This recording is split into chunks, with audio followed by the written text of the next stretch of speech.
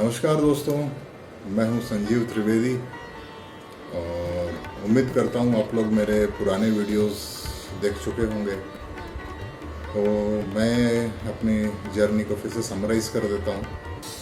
नागपुर से सबसे पहले मैं निकला और पहुंचा मैं अंगुल से मैं पहुंचा केंद्रापाड़ा। केंद्रापाड़ा से मैं पहुंचा चांदीपुर और चांदीपुर से मैं पहुंचा दीघा और दीघा से आज मैं पहुंचा हूँ गया। गया ये मेन जीटी रोड से कनेक्टेड है, 4 लेन हाईवे से पूरे कनेक्टेड है ये। गया जो है ये यहाँ पर मेन रेलवे स्टेशन है जो वाराणसी हावड़ा के रेल लाइन से कनेक्टेड है। यहाँ पर सभी गाड़ियाँ रुकती हैं। यहाँ पर एक पास में इंटरनेशनल एयरपोर्ट भी है। यहाँ से 16-18 किलोमीटर दूर एक जगह है जो काफ़ी लोगों को पता है, उसका नाम है बोध गया, जहाँ पर भगवान बुद्ध ने निर्वाण प्राप्त किया था। लेकिन आपको हम आज दिखाएंगे विष्णुपाद मंदिर। विष्णुपाद मंदिर जो है इसकी हिस्ट्री काफ़ी इंटरेस्टिंग है। ये मंदिर कब बना इसका तो कुछ किसी को आइडिया नहीं है, पर इसको बनाया गया था 1787 में, 1787 में। रानी अहिल्याबाई होलकर जो इंदौर की महारानी है, उनने इसका निर्माण कराया था। तो वही मंदिर आज हम देखते हैं। ये मंदिर फाल्गु नदी के किनारे स्थित है। तो फाल्गु नदी की भी एक स्टोरी है, वो आपको मैं आगे बताऊंगा। यहाँ की स्टोरी बहुत इंटरेस्टिंग है। यहाँ पर एक राक्षस हुआ करता था जिसका नाम है गयासुर। तो गयासुर जो है वो भगवान विष्णु का बहुत बड़ा भक्त था। उसने भगवान विष्णु की तपस्या की और भगवान विष्णु ने दर्शन दिया। भगवान विष्णु ने बोला कि भाई आशीर्वाद मांगो, क्या मांगते हो। तो गयासुर ने आशीर्वाद मांगा कि भाई मुझे अमर कर दो और जो भी मुझे देखेगा वो मोक्ष की प्राप्ति करेगा। तो भगवान विष्णु ने सोचा कि भाई ये तो गड़बड़ वाला आशीर्वाद है। कई लोग जो हैं वो जो पापी हैं, उन लोगों ने भी पाप किए होंगे, लेकिन गयासुर का अगर चेहरा देखेंगे तो वो भी मोक्ष प्राप्त कर लेंगे। तो ये तो ठीक नहीं था। तो भगवान विष्णु ने फिर बोला कि भाई ऐसा है कि अब तुमको यहाँ से धरती से जाने का समय आ गया है, अब तुमको हम पाताल में डाल देंगे। तो भगवान विष्णु ने अपने पैर से उसे जमीन के अंदर धंस दिया, जमीन के अंदर डाल दिया और वो जमीन के अंदर धंस गया। तो माना जाता है कि भगवान विष्णु के जो पैर हैं वो सबसे पहले धरती पर यहीं पे पड़े थे, इसलिए इसे काफ़ी पवित्र जगह मानी जाती है। जहाँ पर भगवान विष्णु के जो पैर पड़े थे वो काले रंग के बसाल्ट रॉक जिसको कहते हैं, तो वो 40 सेंटीमीटर करीब बड़े हैं। तो वो उनके पैर के निशान आप अभी भी देख सकते हैं। वहाँ पर आप छू भी सकते हैं, दर्शन कर सकते हैं, हाथ जोड़ लीजिए, आपकी जो भी श्रद्धा है वहाँ पर। यहाँ पर जो आप पदचिन्ह देखेंगे, वहाँ पर आप देखेंगे कि 9 तरह के चिन्ह हैं। ये 9 तरह के चिन्ह जो हैं ये भगवान विष्णु के शस्त्र हुआ करते थे। उसमें शंख, चक्र, गदा, इस तरह से बहुत सारी चीज़ें हैं, तो आप उसके दर्शन कर सकते हैं। तो गयासुर जो है उसने बोला कि भाई मैं आपका इतना बड़ा भक्त और आपने मुझे ज़मीन पर गाड़ दिया और मैं तो अमर हूँ, तो अब मुझे यहाँ पर अब खाना कौन देगा, मैं तो ज़मीन के अंदर फंसा हुआ रहूँगा। तो भगवान विष्णु ने उसको बोला कि भाई तुम कभी भूखे नहीं रहोगे, यहाँ पर कोई ना कोई तुमको रोज आके खाना खिलाएगा, और जो भी यहाँ पर खाना खिलाएगा वो उसको मोक्ष की प्राप्ति होगी। तो ऐसा माना जाता है कि यहाँ पर जो जिस दिन गयासुर को खाना नहीं मिलेगा तो उस दिन वो वापस धरती पे आ जाएगा। इसलिए भारत के अनेक भागों से यहाँ पर कोई ना कोई आता है, रोज कोई ना कोई आता है यहाँ पर। और यहाँ पर अपने जो पूर्वज हैं, पितर बोलते हैं जिसको, तो उनका यहाँ पर श्राद्ध होता है। यहाँ पर श्राद्ध किया जाता है, पिंडदान होता है, पिंड अर्पित किया जाता है, और वही गयासुर का भोजन होता है। तो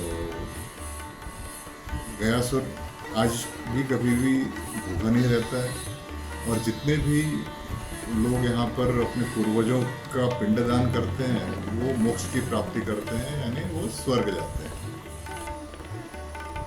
ये जो गयासुर राक्षस था ये यहाँ पर अमर है, और इसी गयासुर के नाम पर इस जगह का नाम गया पड़ा है।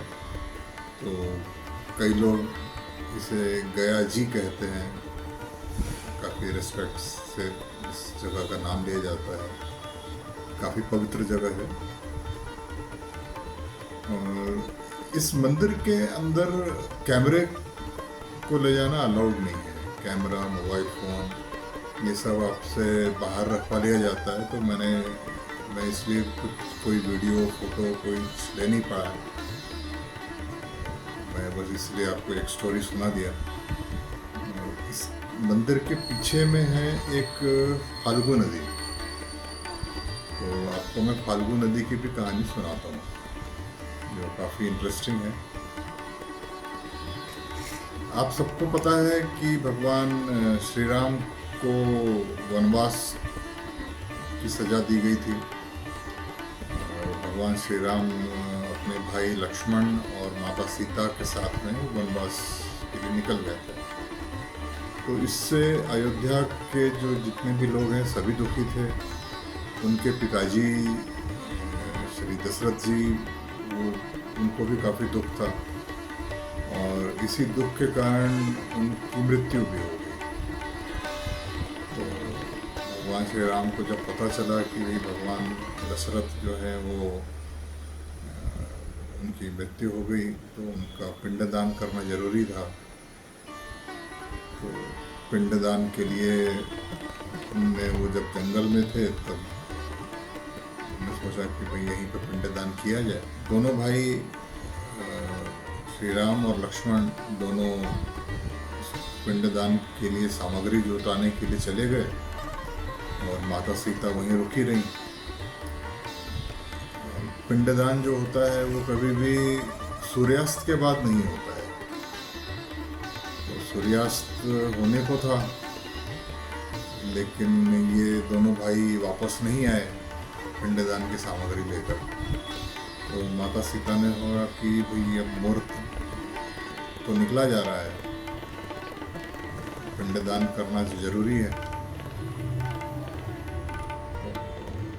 माता सीता ने क्या किया कि वहाँ पर जो ये फाल्गु नदी थी, फाल्गु नदी के किनारे फाल्गु नदी का जो रेत था उसी से पिंड बनाए और पिंडदान कर दिया। माता सीता ने देखा कि भाई दोनों भाई वापस नहीं आए, सूर्यास्त होने को है और शुभ मुहूर्त निकला जा रहा है। तो उनने नदी के किनारे जो रेत थी उसी से पिंड बनाया और पिंडदान कर दिया। काफ़ी समय के बाद में भगवान राम और लक्ष्मण ये दोनों वापस आए और उनने पूछा कि भाई पिंडदान हो गया? तो माता सीता ने बोला कि हाँ, पिंडदान तो मैंने कर दिया। तो भगवान श्री राम को विश्वास नहीं हुआ कि यहाँ पर पिंडदान हो गया। यहाँ पर जो साक्षी थे, पहले ब्राह्मण थे जिनने पिंडदान कराया था, और वो जगह थी जहाँ पर पिंडदान हुआ था, फाल्गु नदी थी, और वहाँ पे कौवा था, तुलसी थी, गाय थी और वट वृक्ष भी था। तो भगवान श्री राम ने सबसे पूछा कि बताइए आप पिंडदान हुआ? तो ब्राह्मण तो लालची था, उसने सोचा कि भाई थोड़ा सा ये जो प्रक्रिया हुई है इसको अगर फिर से हम लोग कल करेंगे तो दक्षिणा और मिल जाएगी। तो उसने सबसे पहले मना कर दिया। तो उसका देखा देखी बाकी जो थे साक्षी, फाल्गु नदी, कौवा, गाय, तो इनने भी मना कर दिया कि पिंडदान नहीं हुआ। खाली जो वट वृक्ष था उसने बोला कि पिंडदान यहाँ पर हुआ है। तो ये सब देखकर माता सीता को बहुत गुस्सा आ गया, बहुत ज़्यादा क्रोधित हुई। तो माता सीता ने सबसे पहले ब्राह्मण को श्राप दिया कि तुम जिंदगी भर दरिद्र ही रहोगे, तुम कितना भी कमा लो, कितना भी रहेगा पैसा तुम्हारे पास में, लेकिन तुम हमेशा गरीब रहोगे, तुम्हारी गरीबी दूर नहीं होगी। तुलसी को श्राप दिया कि तुम्हारा पौधा इस गया शहर में कभी भी उगेगा नहीं। तो कहते हैं कि तुलसी का पौधा गया में नहीं मिलता है, पर पता नहीं ये कितनी सच्चाई है इसमें। कौवे को श्राप दिया कि तुम जब भी अकेले खाओगे तो तुम्हारा पेट कभी नहीं भरेगा। तो आप कभी भी देखेंगे कौवा जो है वो झुंड में ही खाता है। और गाय को श्राप दिया कि तुमको हमेशा जूठन खाने को मिलेगा।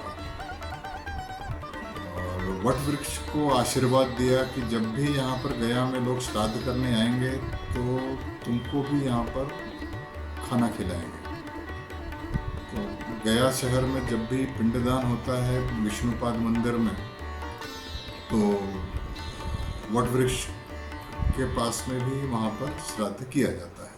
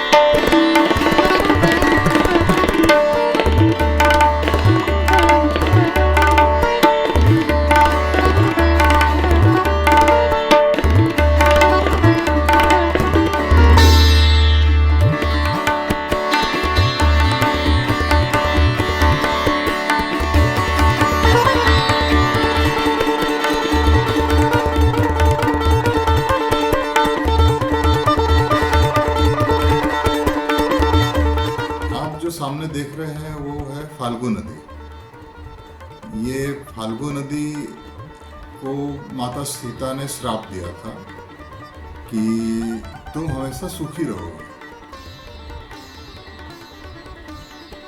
तो इस नदी में सिर्फ बारिश के समय ही पानी दिखता है, पानी थोड़ा सा ऊपर तक आ जाता है। बाकी समय आप देखेंगे पूरा बड़ा सा तट है और सिर्फ रेत दिखती है ऊपर से और पानी कभी नहीं दिखता है। जबकि इस नदी के तल में बहुत पानी है, मतलब इतना पानी है कि पूरे गया शहर को यहाँ से पीने का पानी सप्लाई होता है। तो दोस्तों, ये था सफ़र मेरा विष्णुपाद मंदिर गया का। उम्मीद करता हूँ आपको अच्छा लगा होगा। अच्छा लगा होगा तो ज़रूर आप इसे लाइक, शेयर और सब्सक्राइब ज़रूर करें। मैं आगे भी अच्छे वीडियोस बनाते रहूँगा, अच्छे डेस्टिनेशंस आपको घुमाते रहूँगा। तो मेरा अगला सफ़र रहेगा बिहार राज्य का सासाराम। तो बने रहिए मेरे साथ में। जय श्री राम।